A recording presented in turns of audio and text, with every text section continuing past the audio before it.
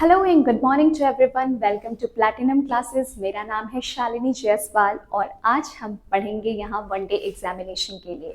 As you all know कि आने वाले टाइम में बहुत सारी वैकेंसीज आने वाली हैं, एसएससी सीजीएल की, यूपीपी कांस्टेबल की और बहुत सी ऐसी वैकेंसीज जिसमें इकोनॉमिक्स एक मेजर रोल प्ले करता है।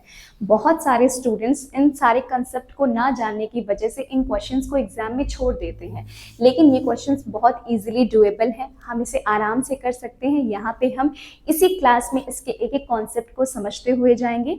तो हम इसकी शुरुआत आज ही से यहाँ पे करेंगे।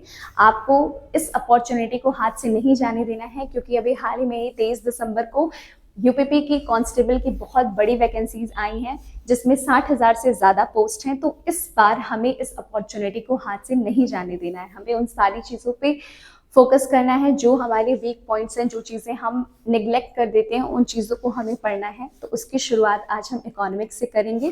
ठीक है, इकोनॉमिक्स एक मेजर रोल प्ले करता है और इसमें कुछ इंपॉर्टेंट चीज़ें हैं, जैसे मॉनेटरी पॉलिसी है, फिस्कल पॉलिसी है, रिजर्व बैंक ऑफ इंडिया है, इन सब से क्वेश्चंस पुट अप होते हैं। तो हम इन चीज़ों को बहुत आराम से इसके एक एक कॉन्सेप्ट को डेप्थ में समझते हुए चलेंगे, सो दैट कहीं से भी क्वेश्चन आ जाए तो उसे एग्जाम में हमें छोड़ के नहीं आना है। ठीक है, आइए हम शुरुआत करते हैं रिजर्व बैंक ऑफ इंडिया से।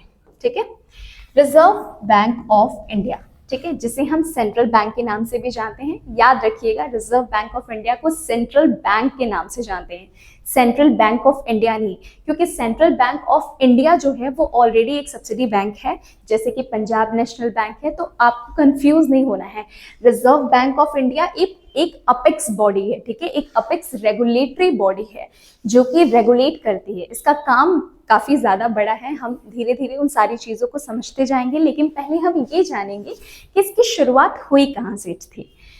तो 20th सेंचुरी में जब वर्ल्ड वॉर का टाइम था, ठीक है, वर्ल्ड वॉर के बाद सबको पता होता है कि बहुत सारा लॉस होता है, मनी लॉस होता है, वेपन्स लॉस होता है, पीपल लॉस होता है, बहुत से लोगों की जान चली जाती है, पैसे चले जाते हैं। तो पूरे इकोनॉमी में एक क्राइसिस की सिचुएशन क्रिएट हो गई थी। ठीक है, क्राइसिस की सिचुएशन की लोगों के पास पैसे नहीं थे, लोगों के पास खाने पीने की चीजें नहीं थी, स्टार्वेशन की दिक्कत आ गई थी। एकदम ऐसी सिचुएशन हो गई थी कि लोगों को ऐसा लग रहा था कि वो भूख से मर जाएंगे। पैसों की जरूरत उस टाइम उन लोगों को सबसे ज्यादा थी। तो फिर एक हिल्टन यंग कमीशन था, जिसे हम रॉयल कमीशन के भी नाम से जानते हैं। उन्होंने ये सोचा कि क्यों ना हमारे पास कोई एक ऐसी बैंकिंग बॉडी हो, सेंट्रल बैंकिंग बॉडी हो, जो हमें प्रोवाइड करे, जो हमें लोन प्रोवाइड करे। एग्जैक्टली मतलब लोन ही प्रोवाइड करे। और उस टाइम पे ऐसा भी था कि ब्रिटिशर्स जो होते थे वो हमसे कर के माध्यम से जो पैसे इकट्ठा करते थे, उन सबको भी सुरक्षित रखना था कहीं। तो रिजर्व बैंक ऑफ इंडिया का कंसेप्ट वहीं से आया। 1 अप्रैल 1935 को कलकत्ता में इसका एस्टैब्लिशमेंट हुआ था। ठीक है, हिल्टन यंग कमीशन, ये नाम आपको याद रखना है। एग्जाम में अक्सर ये चीज पूछ लिया जाता है, बच्चे उसे निग्लेक्ट कर देते हैं और हम डायरेक्ट उसके एस्टैब्लिशमेंट से ही शुरू कर देते हैं। हमें डेट याद रखनी है, 1 अप्रैल 1935, जो कि कहाँ हुआ था, कलकत्ता में हुआ था। ठीक है, और आरबीआई के इस एस्टैब्लिशमेंट के लिए उससे 1 साल पहले ही आरबीआई एक्ट बनाया गया था 1934 में, क्योंकि जब भी कोई चीज हमें लानी होती है तो पहले उसके लिए एक एक्ट बनाया जाता है। ठीक है, उस एक्ट के तहत इसको लाया गया था। उस टाइम पे इसका जो हेड ऑफिस था वो कलकत्ता में ही था। ठीक है, जो इसका हेड ऑफिस था वो कलकत्ता में ही था, लेकिन 2 साल बाद ही उस हेड ऑफिस को कहाँ शिफ्ट कर दिया गया था, मुंबई में शिफ्ट कर दिया गया था। और प्रेजेंट टाइम में भी वो हेड ऑफिस मुंबई में ही है। ठीक है, जो सेंट्रल बैंक होती है, जो रिजर्व बैंक ऑफ इंडिया थी, ठीक है, उसका मेजरली काम उस टाइम यही था कि लोगों की जरूरतों को पूरा करने के लिए इसका ओरिजिन हुआ था, जो कि ब्रिटिशर्स द्वारा ही किया गया था। और एक चीज आप ये भी याद रखिएगा कि अस्तित्व में आने के बाद से आज तक, मींस 1935 से लेके प्रेजेंट टाइम 2023 में हम, इसका नाम वही है, इसे चेंज नहीं किया गया है। ठीक है, ठीक है, आइए आगे हम फंक्शंस पढ़ते हैं। प्रेजेंट टाइम में जो रिजर्व बैंक ऑफ इंडिया है वो एक रेगुलेटरी बॉडी की तरह है। ठीक है, लेकिन उस टाइम पे ये क्या हुई करती थी, ये सेंट्रल बैंकिंग बॉडी हुआ करती थी। जैसे जो प्रेजेंट टाइम में जो बैंक अपना काम करती है ना, उस टाइम पे आरबीआई वो काम किया करती थी। उस टाइम पे मेजर उसका सिर्फ दो ही काम था। पहला काम था उसका एक्सेप्टिंग डिपॉजिट और दूसरा बैंकर ऑफ गवर्नमेंट। मतलब लोगों को जब पैसों की जरूरत पड़े या फिर वहां के गवर्नमेंट को जब पैसों की जरूरत पड़े तो वो सेंट्रल बैंक ऑफ इंडिया से जाके ले ली, रिजर्व बैंक से वो पैसे ले ली, और लोगों के पास जो एक्स्ट्रा अमाउंट है उन पैसों को वो अपने पास सुरक्षित रख लें। ठीक है, सिर्फ बेजर उसके यही दो काम थे, ये आपको याद रखना है। उसके बाद से अभी तक तो ब्रिटिशर्स के अंडर में ही थे हम। 1947 में जब हमारा देश आजाद हुआ, ठीक है, उसके बाद हम पूरी तरह से फ्री थे। हमें अपने डिसीजंस खुद लेने थे। हमें ये तय करना था कि हमें आने वाले समय में हमारी जो आर्थिक स्थिति है, हमारी जो आर्थिक व्यवस्था है, उसे किस तरीके से और बेहतर बनाना है। तो हमने क्या किया, आरबीआई को नेशनलाइज्ड कर दिया, उसका राष्ट्रीयकरण किया गया। कब किया गया? 1 जनवरी 1949। ठीक है, 1 जनवरी 1949, ये डेट आप याद रखिएगा। ठीक है, सिर्फ ईयर से काम नहीं चलेगा, डेट के साथ याद रखिएगा। राष्ट्रीयकरण आरबीआई का कब किया गया था? 1 जनवरी 1949 को। और तब से वो एक रेगुलेटरी बॉडी की तरह काम करती है। ठीक है, रेगुलेटरी बॉडी मतलब वो सारे बैंक्स को रेगुलेट करने का काम करती है। इससे पहले वो क्या करती थी, वो एक सेंट्रल बैंकिंग बॉडी थी, वो सिर्फ बैंक की तरह काम करती थी, लेकिन अब वो रेगुलेटरी बॉडी की तरह काम करती है। तो ये चीज आपको याद रखनी है। आप चीजों को, जो इंपॉर्टेंट चीजें होगी उसको नोट डाउन भी करते जाइएगा, क्योंकि हर एक स्लाइड से आप अपना एक क्वेश्चन फिक्स कर सकते हैं। जैसे इससे पहले जो स्लाइड थी उसमें एस्टैब्लिशमेंट का ईयर आपके लिए इंपॉर्टेंट था, और इस स्लाइड से आपके लिए नेशनलाइजेशन का ईयर ये इंपॉर्टेंट है। ठीक है, आगे बढ़ते हैं। प्रीएम्बल ऑफ आरबीआई, जब आरबीआई का नेशनलाइजेशन हो गया, ठीक है, तो आरबीआई का प्रॉपर एक प्रीएम्बल बनाया गया कि आरबीआई को तो अब रेगुलेटरी बॉडी बना दिया गया है। रेगुलेटरी बॉडी अपने आप में एक बहुत बड़ी रिस्पॉन्सिबिलिटी है। ये तब दी जाती है आपको जब वो ये समझते हैं कि हाँ, अब आप अपने इस काम को बेहतर ढंग से कर सकते हैं।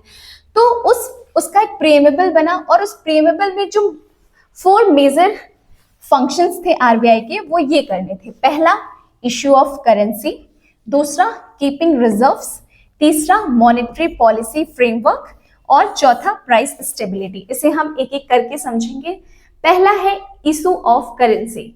इशू ऑफ करेंसी में क्या होता है कि आरबीआई के पास ही एकाधिकार था कि आरबीआई ही सिर्फ नोटों को जारी कर सकती है या सिक्कों को जारी कर सकती है, क्योंकि आरबीआई का ही ये काम था। अगर आपको लोगों को पैसे देने हैं, क्योंकि अब तो हम किसी के अंडर में है नहीं, ब्रिटिशर्स से जब हमें फ्रीडम मिली तो हम एक डेमोक्रेटिक कंट्री में रह रहे हैं, तो वहां हमें इस चीज का अधिकार है कि आप अपनी मर्जी से अपनी जीवन को जी सकते हैं, आप अपना कमाइए खाइए। ठीक है, तो लेकिन इतना भी नहीं है कि आपके पास बहुत ज्यादा पैसे आ गए तो आप अपनी खुद के पैसों से ही आप नोट छापने शुरू कर दें। बिल्कुल नहीं। आप कितने भी बड़े उद्योगपति होंगे, अडानी होंगे, अंबानी होंगे, आप पैसे खुद नहीं छाप सकते। वो काम किसका है? सिर्फ और सिर्फ आरबीआई का। तो ये आपको याद रखना है कि आरबीआई के पास इसकी मोनोपोली होती है। मोनोपोली वर्ड याद रखिएगा आप। इश्यू ऑफ करेंसी ये सिर्फ और सिर्फ आरबीआई ही कर सकता है। दूसरा है कीपिंग रिजर्व्स। ठीक है, जो गवर्नमेंट के रिजर्व्स होते हैं उसे कौन रखेगा? आरबीआई अपने पास रखेगी। ठीक है, तो आरबीआई गवर्नमेंट के रिजर्व्स को अपने पास सुरक्षित रखती है। तीसरा है मॉनेटरी पॉलिसी फ्रेमवर्क। बैंक जो होती हैं, एक बैंक सबको तो देख नहीं सकती है। एक बैंक के अंदर बहुत सारे ऐसे बैंक्स आते हैं जो हर अलग अलग जगह पे अपना अपना काम करते हैं। ठीक है, तो यहाँ पे मॉनेटरी पॉलिसी उनके लिए बनाना, ठीक है, कि किस ढंग से वो काम करेंगे, क्या उनके रूल्स होंगे, क्या रेगुलेशंस होंगे। कोई भी बैंक ऐसे अपनी मनमानी तो कर नहीं सकता, तो उनके लिए नियम और कानून कौन बनाएगा? आरबीआई बनाएगी। चौथा है प्राइस स्टेबिलिटी। हमारी जो इकोनॉमी होती है ना, उसे स्टेबल रखना बहुत जरूरी होता है। अचानक से किसी चीज की प्राइसेस बहुत हाई हो जाएं, किसी चीज की प्राइसेस बहुत लो हो जाएं, तो वो लोगों को बड़ा इम्पैक्ट करती हैं। तो प्राइस को स्टेबल बनाए रखना मार्केट इकोनॉमी में, ये काम भी कौन देखता है? आरबीआई देखती है। ठीक है, नेक्स्ट स्लाइड पे देखते हैं। RBI offices. जाहिर सी बात है कि आरबीआई का काम इतना ब्रॉड है तो वो काम अकेले एक जगह से आरबीआई नहीं कर सकती। सपोज दैट जो ये हेड ऑफिस है उसका वो तो मुंबई में है, लेकिन आरबीआई के और भी बहुत सारे ऑफिसेज हैं, जैसे उसके 4 जोनल ऑफिसेज हैं, 27 उसके रीजनल ऑफिसेस हैं जो अलग अलग क्षेत्र में हैं। और आप ये मान सकते हैं कि हर राज्य के जो उसकी कैपिटल होती है, उसकी राजधानी होती है, वहां एक आरबीआई का रीजनल ऑफिस होता ही है। और 11 सब ऑफिसेस हैं, ठीक है। सब ऑफिसेस जो होते हैं वो रीजनल ऑफिसेस के कॉन्ट्ररी में होते हैं। तो ये सारी चीजें हैं। ये याद रखिएगा आपके जोनल ऑफिसेस है कहाँ पे, तो मुंबई में है, दिल्ली में है, चेन्नई में है और कोलकाता में है। तो ये जोनल ऑफिसेस आप यहाँ से याद रखिएगा, क्योंकि एग्जाम में पूछ सकता है कि आरबीआई का जो काम है वो बहुत ब्रॉड है और उसके कितने जोनल ऑफिसेस डिवाइड है। और अगर हैं भी तो ऑप्शंस में आ गए कि अगर मान लीजिए सिटीज के नेम दे दिए, इसी में कोई और सिटी ऐड हो गई, तो आपको याद होना चाहिए कि कौन सी सिटी में आरबीआई का जोनल ऑफिस है, ठीक है। तो आप इन सब चीजों को नोट डाउन कर लीजिएगा। आगे बढ़ते हैं। फंक्शंस ऑफ आरबीआई, ये बहुत महत्वपूर्ण है आपको जानना कि आरबीआई कार्य कैसे करती है और उनके कार्य होते क्या क्या हैं, ठीक है। और हम शुरू करेंगे मॉनेटरी पॉलिसी से, मॉनेटरी अथॉरिटी से। क्या होता है कि आरबीआई के पास जो होती है वो एक मॉनेटरी अथॉरिटी होती है, ठीक है। आरबीआई की मॉनेटरी अथॉरिटी की किस तरीके से इसका फॉर्मुलेशन होगा, इम्प्लीमेंटेशन होगा, मॉनिटरिंग होगी, किस तरीके से ओवरऑल प्राइस को मैनेज किया जाएगा, ये सिर्फ और सिर्फ आरबीआई का ही काम है, ठीक है। पूरे मार्केट में एक प्राइस स्टेबिलिटी बना के रखना, एक प्राइस स्टेबिलिटी बना के रखना कि हर वर्ग के लोग चीजों को अफोर्ड कर सके। ऐसा ना हो कि महंगाई बहुत ज्यादा बढ़ जाए तो जो लोग बहुत गरीब हैं वो खाए बिना मर जाएं, ऐसा नहीं होना चाहिए। एक बैलेंस बना होना चाहिए इकोनॉमी में, ठीक है। तो वो बैलेंस कौन बना के रखता है? आरबीआई बना के रखती है। एक प्रॉपर प्राइस स्टेबिलिटी जो होती है वो आरबीआई ही बना के रखती है। दूसरा होता है करेंसी अथॉरिटी, ठीक है। करेंसी अथॉरिटी अभी जैसे हमने जाना था कि इश्यू ऑफ करेंसी, इसकी मोनोपोली तो होती है आरबीआई के पास। करेंसी की अथॉरिटी जो होती है वो आरबीआई के पास होती है, लेकिन आप यहाँ एक चीज याद रखिएगा कि 1 रुपए का जो नोट होता है, ठीक है, या सिक्का, वो कौन इश्यू करता है? Finance minister, finance ministry, finance ministry, ये कौन करता है? Finance ministry. बाकी जितने भी सिक्के होते हैं 5 के 10 के, ये सारे कॉइन्स कौन करती है? आरबीआई करती है। जितने नोट्स होते हैं आरबीआई होती है। इसके साथ साथ जो करेंसी अथॉरिटी है उसमें आरबीआई का एक और इम्पोर्टेंट काम होता है कि जो खराब कटे फटे नोट्स होते हैं उसको सर्कुलेशन से बाहर लेके जाना, ठीक है। आरबीआई ने अपने जितने भी बैंक्स हैं उनको स्ट्रिक्टली ये बोल रखा है कि अगर आपके पास कटे फटे नोट आते हैं तो आप उन्हें वापस नहीं करिए, आप उन्हें कलेक्ट कर लीजिए, ठीक है। क्योंकि उन नोटों को चलन से बाहर करना है, सर्कुलेशन से बाहर करना है। अगर कोई बैंक में जाली नोट भी ले जाता है तो उसको इमीडिएटली वहां रख लिया जाता है, क्योंकि उस नोट्स को आपको चलन से बाहर करना है। कटे फटे नोट को लेने से मना नहीं कर सकते। तो ओवरऑल जो प्राइस, ओवरऑल जो करेंसी होती है उसकी स्टेबिलिटी को भी आरबीआई मेंटेन करके रखती है, ठीक है। तीसरा है regulator and supervisor of financial system. कौन सी बैंक है, किस तरीके से अपने कार्य को कर रही है, उन सबको रेगुलेट करने का काम कौन करता है? आरबीआई करती है, ठीक है। कि किस तरीके से बैंक अपने काम को कर रही है उनको सुपरवाइज करना। कोई भी बैंक अपनी मनमानी नहीं कर सकती। कोई भी बैंक ये ऐसा नहीं कर सकती कि नहीं हमने बहुत ज्यादा इन्वेस्ट कर रखा है तो हम बहुत हाई इंटरेस्ट रेट चार्ज करेंगे, ऐसा नहीं कर सकती कोई भी बैंक। हाँ, माइनर सा कुछ डिफरेंस हो सकता है बैंक्स के इंटरेस्ट रेट में, बट वो बहुत ज्यादा नहीं हो सकता है। तो उनको सुपरवाइज करने का काम भी कौन करती है और रेगुलेट करने का काम भी आरबीआई करती है। किस तरीके से नियम कानून बनेंगे, कैसे आप लोन देंगे, किस तरीके से आप लोगों से इंटरेस्ट कैसा चार्ज करेंगे उस पर, वो सब कौन रेगुलेट करता है? आरबीआई रेगुलेट करती है। और चौथा है मैनेजर ऑफ फॉरेन एक्सचेंज, ठीक है। फॉरेन एक्सचेंज जो होता है पूरी तरीके से आरबीआई उससे डील करती है। फॉरेक्स रिजर्व जो भी होता है आरबीआई के पास, फॉरेक्स रिजर्व मतलब ये टर्म याद रखिएगा आप, फॉरेक्स रिजर्व, फॉरेक्स रिजर्व।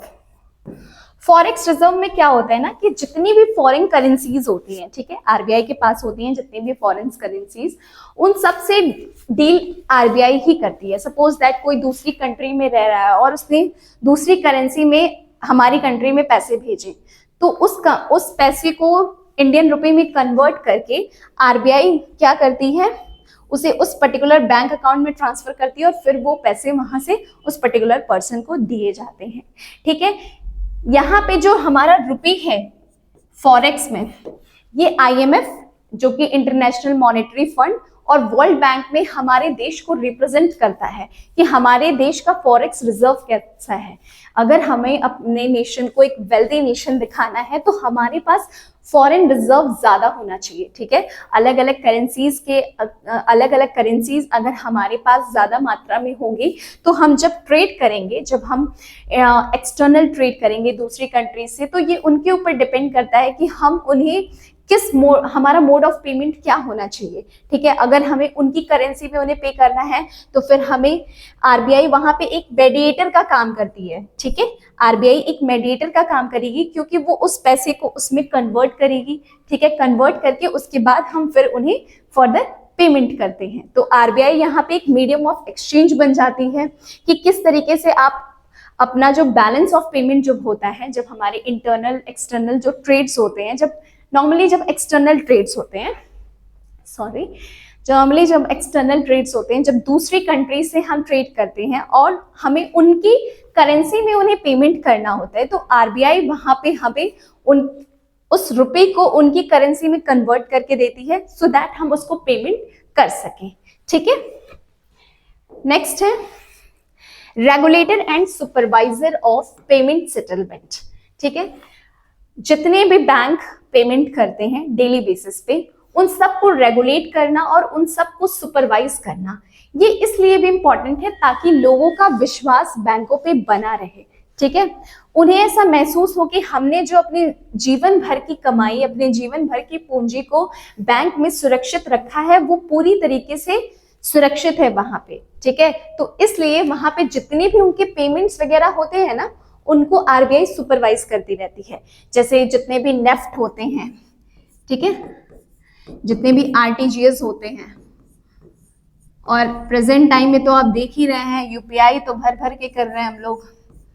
कहीं अगर हमने 10 रुपए का कोई सामान भी खरीदा तो फटाक से फोन निकाल के हम पेमेंट कर देते हैं, तो वो हमारे लिए बहुत कन्वीनियंट हो चुका है। लेकिन आपको पता है ये हमारे लिए कितना बड़ा ड्रॉबैक है। सपोज दैट अगर नो डाउट आपके लिए ये कन्वीनियंट है, बहुत कन्वीनियंट है, आप हर जगह कैश कैरी नहीं कर सकते, इट्स टोटली नॉर्मल कि आपके पास पैसे नहीं है लेकिन आपके पास मोबाइल फोन है, उसमें आपका बैंक अकाउंट लिंक्ड है, तो आप वहां से पेमेंट कर दीजिए। लेकिन आप रियलाइज करते होंगे कि कितने ज्यादा अननेसेसरी खर्चे आपसे हो जाते हैं। ठीक है, जब हम पैसे गिन के किसी को देते हैं ना, तो वो चीजें हमें अखरती हैं फिर कि अरे इतना पैसा दे दिया हमने। लेकिन जब वो पैसे हम ऑनलाइन पे कर रहे होते हैं ना, तो हमें वो रियलाइज नहीं होता। और लास्ट में जब हमने स्टेटमेंट अपना निकलवाया तो पता चला कि 50-25 करके हमने न जाने कितने सारे पेमेंट कर दिए। ठीक है, तो हर चीज हमारे लिए एक एडवांटेज की तरह भी होती है और एक डिसएडवांटेज की तरह भी होती है। तो इस यूपीआई का कॉन्सेप्ट बहुत तेजी से बढ़ रहा है हर जगह पे। हम बहुत कन्वीनियंट समझते हैं पेमेंट करना, और आप देख रहे हैं आजकल के इस एरा में जो ये फ्रॉड्स वगैरह हैं ये भी बहुत तेजी से बढ़ रहे हैं। आए दिन लोगों के साथ स्कैम हो जाता है क्योंकि उनको प्रॉपर नॉलेज नहीं है उस चीज़ों के बारे में। वो सिर्फ समझ गए कि हाँ हमें क्यूआर कोड स्कैन करना है, क्यूआर कोड स्कैन करके हमें उस पर्टिकुलर जगह पे पेमेंट कर देना है।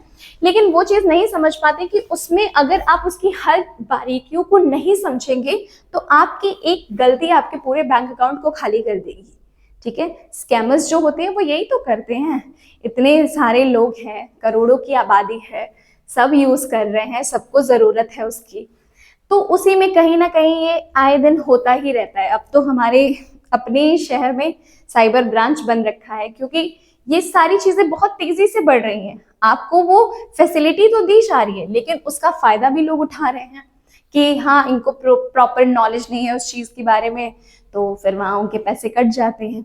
तो वो चीज़ ऐसे ना हो, इसको रेगुलेट करने का काम भी आरबीआई ही करती है। हम अपने आए दिन जो हम यूट्यूब पे वीडियोस देखते हैं उस पर हम एड्स के माध्यम से या टीवी पे एडवर्टीजमेंट जो आते हैं उसमें हमें ये अवेयरनेस दिखाई जाती है कि आप किसी से अपना ओटीपी शेयर मत करिए, किसी भी अननोन लिंक पे आप क्लिक मत करिए, या फिर कोई भी ऐसे आपको स्कैम करने की कोशिश कर रहा है या आपसे कोई ऐसी इंफॉर्मेशन जानने की कोशिश कर रहा है जो कोई नहीं पूछ सकता। जैसे अगर कोई फोन करके आपके कार्ड की डिटेल्स ले रहा है तो आप ऐसे ही उसे कुछ भी मत बता दीजिए।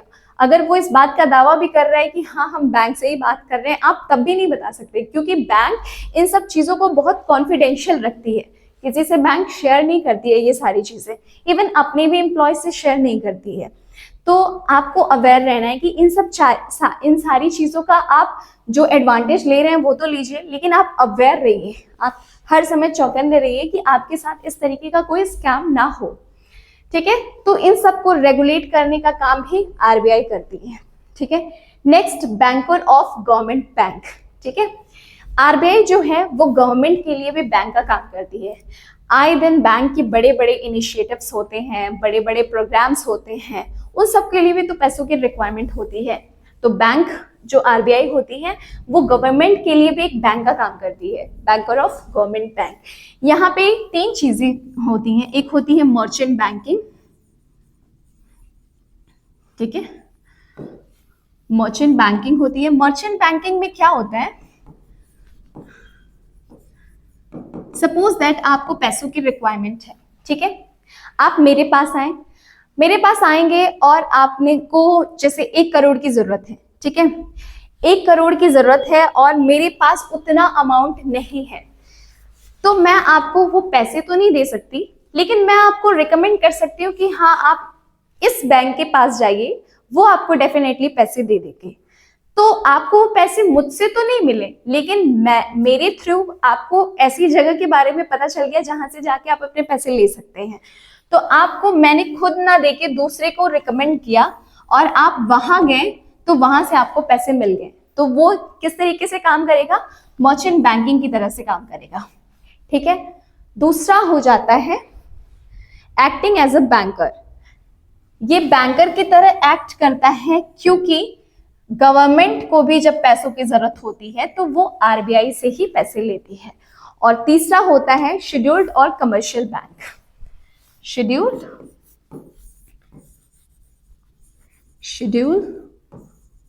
Commercial bank.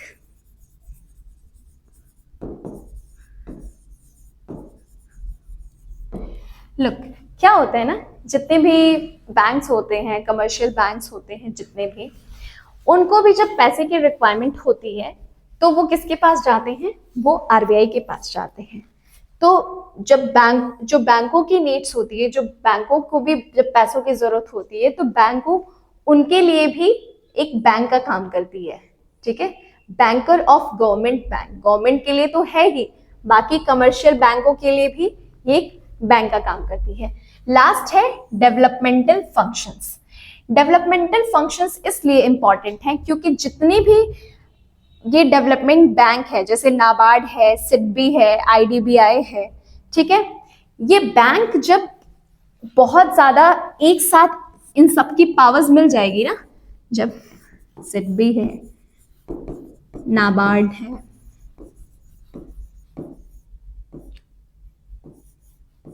ऑलरेडी आरबीआई बहुत पावरफुल है। ठीक है, आरबीआई के पास बहुत ज्यादा इन सब चीजों की पावर है कि वो पूरे इकोनॉमी को अकेले ही कंट्रोल कर सकती है। तो सिडबी, नाबार्ड, ये सब जो बैंकें होती हैं, इनको धीरे धीरे आरबीआई से अलग किया गया। आरबीआई से अलग करने का सेंस ऐसा नहीं है कि आरबीआई उन्हें कंट्रोल नहीं करेगी, लेकिन वो अलग से अपना एक इंडिविजुअल बैंक बन चुका था। क्योंकि कभी कभी क्या होता था ना, जो आरबीआई के जो डिसीजंस होते हैं उसके साथ गवर्नमेंट लाई नहीं कर पाता है। सपोज दैट कि गवर्नमेंट कुछ और कह रही है, लेकिन आरबीआई के जो गवर्नर है, हालांकि आरबीआई के जो गवर्नर होते हैं उन्हें गवर्नमेंट ही हमारी चुनती है, सेंट्रल बैंक क्यों सिलेक्ट करती है, लेकिन क्या होता है ना कि वो अपनी मॉनेटरी पॉलिसी के तहत काम करती है। तो समटाइम्स ऐसा हो जाता है कि उन लोगों की आपसी सहमति नहीं हो पाती है। तो इसलिए क्या किया गया कि मॉनेटरी पॉलिसी जो थी, मॉनेटरी पॉलिसी कमेटी बनाई गई। ठीक है, मॉनेटरी पॉलिसी कमेटी में क्या हुआ, उसमें टोटल 6 मेंबर्स होते हैं। 3 मेंबर्स जो होते हैं वो आरबीआई के होते हैं और बाकी 3 मेंबर्स जो होते हैं वो गवर्नमेंट के होते हैं।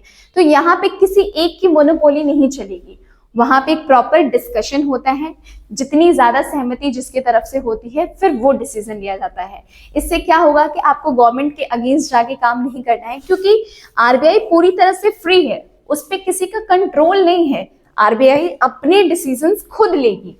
मॉनेटरी पॉलिसी जो होती है, मॉनेटरी पॉलिसी कमेटी के जितने भी मेंबर्स होते हैं उसमें सिर्फ 6 मेंबर हैं, और जो 3 गवर्नमेंट इलेक्ट करके भेजती है और 3 आरबीआई के होते हैं। इसके साथ वहां का जो गवर्नर होता है उसके भी अपने ओपिनियंस होते हैं।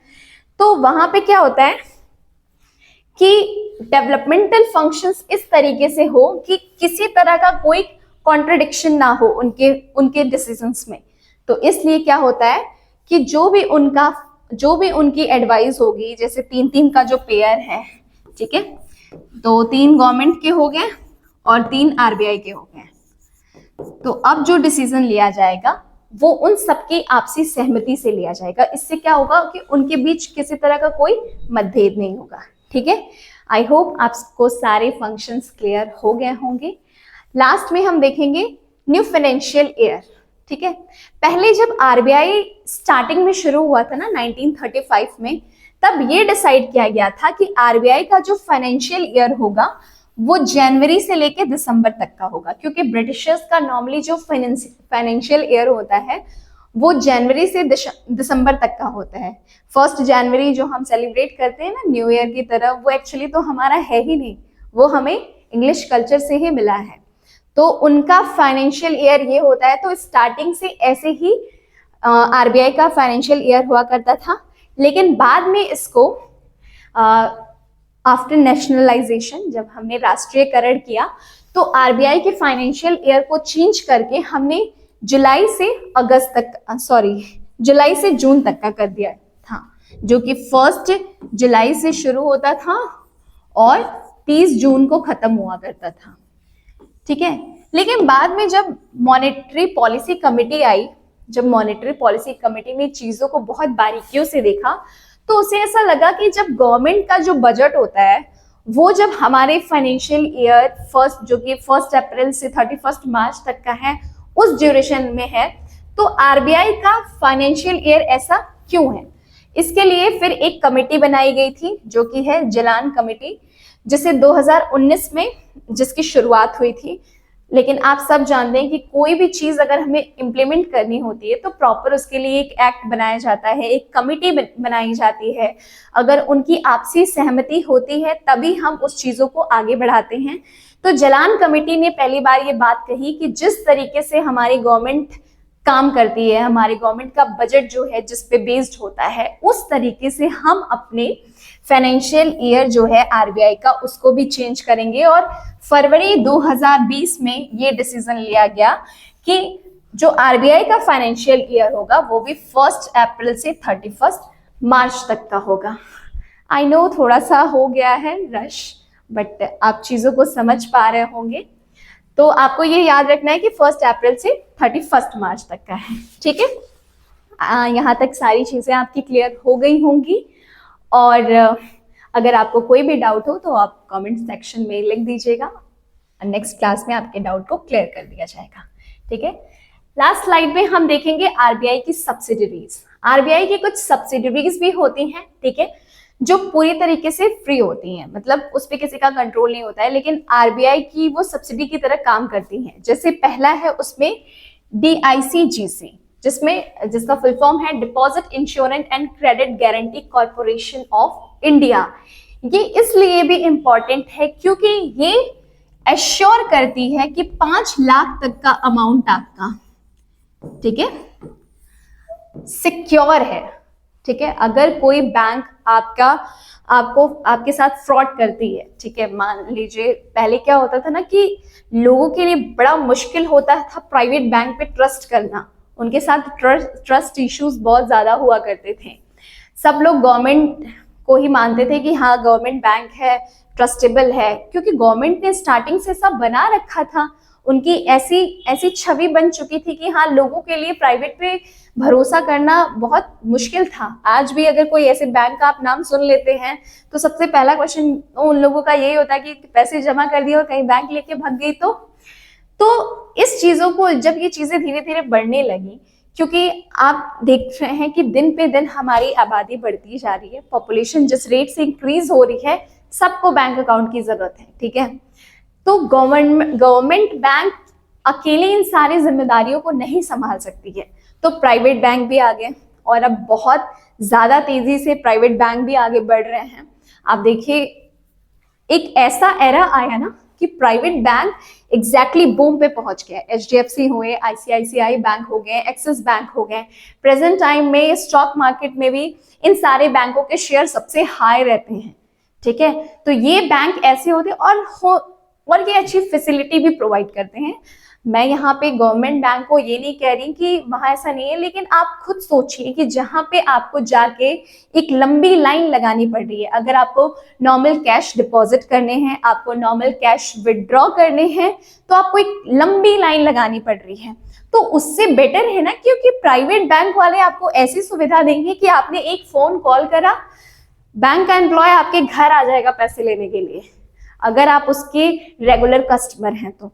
नहीं है तो भी अगर आपको किसी चीज की रिक्वायरमेंट है, आप उनके ऑनलाइन एप्लीकेशन के थ्रू, चीजें इतनी ज्यादा डिजिटलाइज हो चुकी हैं कि अब आपको किसी चीज के लिए परेशान होने की बिल्कुल भी जरूरत नहीं है। आपको नए चेकबुक की रिक्वायरमेंट है, आपको नए ATM कार्ड की रिक्वायरमेंट है, आप तुरंत एप्लीकेशन पे जाइए, आपने न्यू ATM कार्ड के लिए रिक्वेस्ट डाला है, न्यू चेकबुक के लिए रिक्वेस्ट डाला है, वो सब कुछ आपके एड्रेस पे आ जाएगा, आपको कहीं जाने की जरूरत ही नहीं है। लेकिन इन सब चीजों के साथ लोगों के मन में एक डर ये भी बैठा रहता है कि कहीं प्राइवेट बैंक है तो कैसे हम इस पे भरोसा करें। तो इस भरोसे को कायम रखने के लिए DICGC काम करती है, ठीक है। DICGC जो ये एश्योर करती है कि बैंक में आपने, अगर बैंक ने कोई फ्रॉड किया भी तो आपने बैंक में जितना अमाउंट रखा होगा उसका 5 लाख रुपए आपका वहां पे सिक्योर है। लेकिन आप इसको इस कंटेक्स्ट में भी समझिएगा कि अगर आपने उस बैंक अकाउंट में 50 लाख रुपए रखे थे और बैंक ने फ्रॉड किया तो आपको सिर्फ 5 लाख ही मिलेगा, और अगर आपने 6 लाख रुपए रखे थे और बैंक ने फ्रॉड किया तो भी आपको 5 लाख ही मिलेगा, उसके प्रपोर्शन के हिसाब से नहीं मिलेगा। सिर्फ और सिर्फ 5 लाख तक का अमाउंट आपका बैंक में सिक्योर है, ठीक है। दूसरा है RBN MPL, भारतीय रिजर्व नोट मुद्रा प्राइवेट लिमिटेड, ठीक है। तो जितनी भी मुद्राएं हैं, जो अभी मैंने आपको थोड़ी देर पहले समझाया था कि सर्कुलेशन में जो भी नोट होते हैं, चलन में जो भी नोट होते हैं, उनको सही ढंग से उनका कार्य हो रहा है कि नहीं, इन सारी चीजों को भी देखना। कटे फटे नोट जितने भी हैं उनको सर्कुलेशन से बाहर करना, ठीक है। जितने भी ये जाली नोट होते हैं, या फिर अगर आप बैंक में ले गए और अगर आप पकड़े गए तो ऐसा नहीं है कि आपको उस नोट के साथ वापस भेज दिया जाएगा, बिल्कुल भी नहीं। उस नोट को इमिडिएटली वहां पे डिपॉजिट करा लिया जाता है, ठीक है। तो उन सबको लुक आफ्टर का काम ये करती है RBIT, reserve bank information technology private limited. बहुत तेजी से हमारी कंट्री में डिजिटलाइजेशन बढ़ रहा है, ये एक हद तक सही भी है और हमारे देश की ग्रोथ के लिए जरूरी भी है, क्योंकि पेपर मनी का कॉन्सेप्ट जो है वो तेजी से आगे बढ़ रहा है, ठीक है। सॉरी, प्लास्टिक मनी का, पेपर मनी तो वही हो गया, प्लास्टिक मनी का कॉन्सेप्ट बहुत तेजी से आगे बढ़ रहा है। कैशलेस इंडिया बनता जा रहा है, लोग कैश कैरी करना अवॉइड कर रहे हैं, लोगों के पास उनका ATM कार्ड है, क्रेडिट कार्ड है, फोन है, तो उन्हें कैश की रिक्वायरमेंट नहीं है। तो ऐसी टेक्नोलॉजीज का बनाना जो ये एश्योर करे कि हाँ उनका अमाउंट वहां पे भी सिक्योर है। लास्ट है Indian IFTS, Indian financial technology and allied services. ये भी डील करती है बैंकिंग के उन सर्विसेज से, उन फैक्टर्स से जो कि RBI लुक आफ्टर करती है, किस तरीके से बैंक अपना पूरा काम सही ढंग से कर रहा है, ठीक है। आई होप आपको सारी चीजें समझ में आ गई होंगी। एक फर्स्ट स्लाइड पे सबसे इंपॉर्टेंट चीज जो मैं बताना भूल गई थी कि फर्स्ट टाइम जब RBI का एस्टैब्लिशमेंट हुआ था तो उस टाइम पे 5 करोड़ रुपए से उसकी शुरुआत हुई थी। ठीक है, ये याद रखिएगा आपको। हो सकता है क्वेश्चन में ये आ जाए। आज हमने सिर्फ और सिर्फ इंट्रोडक्शन, नॉर्मल इंट्रोडक्शन देखा, आरबीआई के बारे में कुछ जाना कि कहाँ से इसकी शुरुआत हुई, कुछ इसके की फैक्टर्स हैं उसको आप नोट डाउन कर लीजिएगा, उसे आप याद रखिएगा। एग्जाम के पर्सपेक्टिव से वो चीजें इंपॉर्टेंट हैं। सिर्फ ईयर याद रखने से काम नहीं चलेगा, डेट भी आपको याद रखनी है। आज हमने सिर्फ उसका ओरिजिन, उसके फंक्शंस को कवर किए। अगली क्लास में हम मॉनेटरी पॉलिसी को डिटेल में समझेंगे कि मॉनेटरी पॉलिसी के तहत किस तरह आरबीआई बैंक में इन्फ्लेशन को कंट्रोल करती है, उसको हम स्टेप बाय स्टेप बहुत अच्छे से समझेंगे। ठीक है, ऐसे ही हमारे साथ इस चैनल पे बने रहिएगा और अपने एग्जाम के लिए ऐसे ही प्रिपरेशन करते रहिएगा। ऑल द बेस्ट, मिलेंगे आपसे नेक्स्ट क्लास में, तब तक के लिए गुड लक।